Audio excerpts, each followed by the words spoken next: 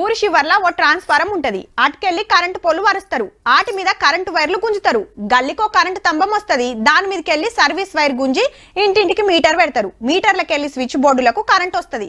కట్కేస్తే బుగ్గెలుగుతది, TV నడుస్తది, fan తిరుగుతది. పట్నంలోనైనా ఊర్లోనైనా గిట్లనే ఉంటది. కానీ గీడ చూడుర్రీ, కరెంటు షాక్ కొట్టినట్టే అయిందిలే. ఊరికిదే ట్రాన్స్ఫారం. మరి ఒక్క మీటర్కెళ్లే 300 ఇండ్లకు కరెంటు సప్లై అవుతుందంటే చూడుర్రి.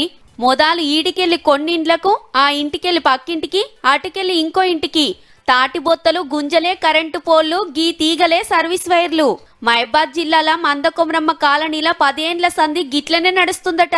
ఆ మీటర్ బిల్లు వచ్చి నెలకొచ్చేసి 65,000 70,000 కరెంట్ బిల్లు వస్తుంది. ఇంటికి 500 రూపాయలు 400 రూపాయలు కట్టాలంటే. బీఆర్ఎస్ పార్టీ ఉన్నప్పుడు కూడా ఇక్కడికి ఎమ్మెల్యే గారు వచ్చి స్పందించి మీకు పట్టాలు ఇస్తానే పట్టాలు ఇచ్చినారు, కరెంట్ లైన్ కూడా వస్తాయని చెప్పినా ఇంతవరకు రాలేదు. అప్పట్లా సర్కార్ పట్టాలు ఇచ్చిన భూమిలో ఇండ్లు కట్టుకుంటే చాలా మందికి ఇంటి నంబర్లు రాలేదట. మా లిస్టులో లేదని కరెంటోలు తంబాలు ఎత్తలేరు, మీటర్లు పెడతలేరన్నట్టు లీడర్లు ఆఫీసర్ల చుట్టూ తిరిగినా ఫాయిదా కాలేదు. ఇప్పుడు రాష్ట్రమంతా 200 యూనిట్ల లోపు ఫ్రీ కరెంటు బిల్లులు వస్తుంటే మేం బిల్లు కట్టాల్సి వస్తుంది. జల్దిన పోల్లు వర్షి మీటర్లు పెట్టాలని అడుగుతున్నారు. చూడాలి మరి కొత్త సర్కార్లన్నా ఇళ్లకు కరెంటు తిప్పలు దప్పుతాయో.